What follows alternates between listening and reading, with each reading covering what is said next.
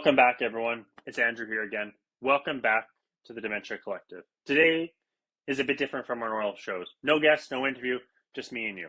And I want to talk about something small on the surface, but honestly, it shapes everything that we do in dementia care. Language.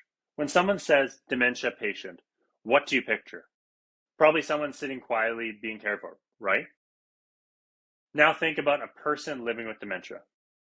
Same person, completely different image.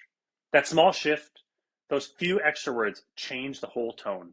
It's not about being politically correct. It's about respect.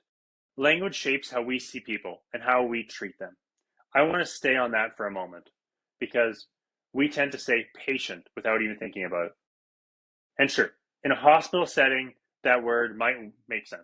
But outside of that, it locks people into a medical identity.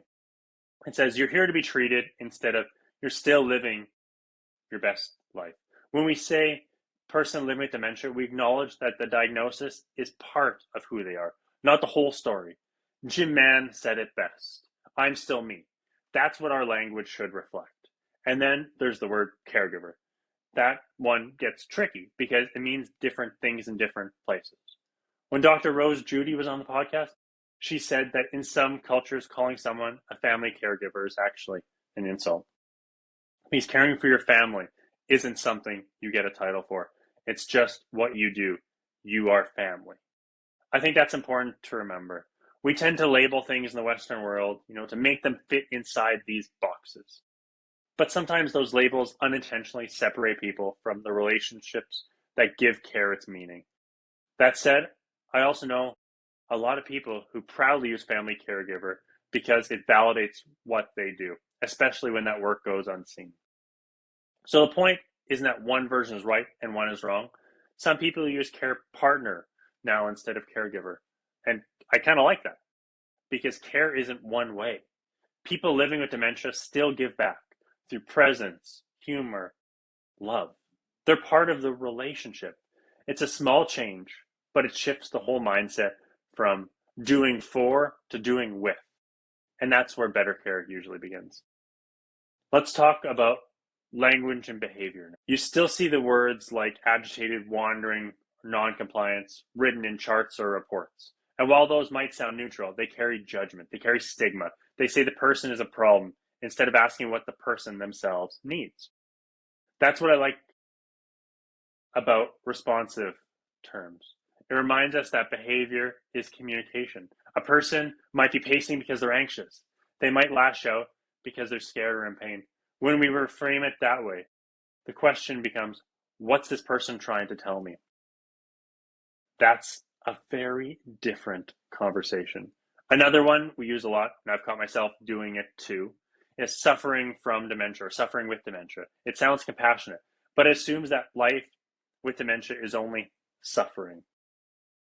And that's not always the case. Many people are living with dementia. They still find joy, connection, purpose. Suffering closes this door.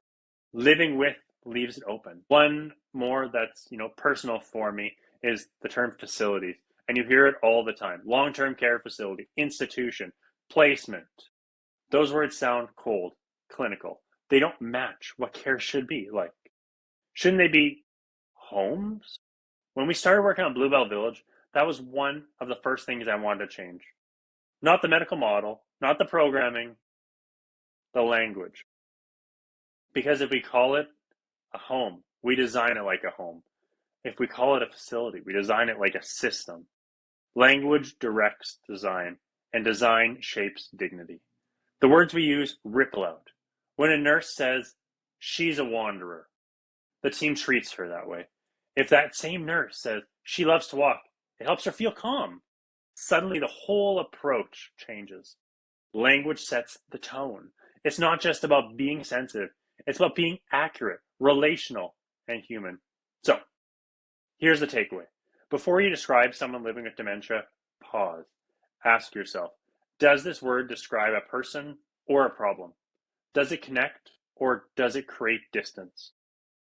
Does it see the person or just the disease? Because when we get our language right, we set the foundation for everything else to follow. Words can wound or they can heal. And in dementia care, sometimes the smallest word makes the biggest difference. I'm Andrew Karesa, and this has been the Dementia Collective. Thank you for listening and being part of the conversation.